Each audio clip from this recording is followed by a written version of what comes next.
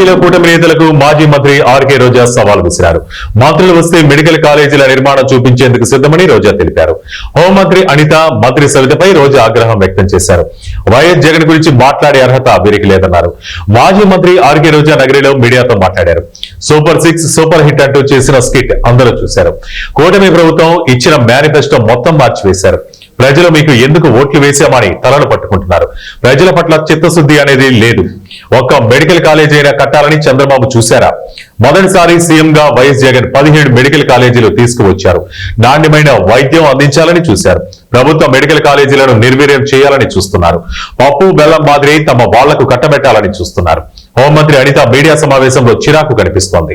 మహిళల భద్రత, అత్యాచారాలు జరిగిన ఘటనపై ఏనాడు అనిత స్పందించలేదు.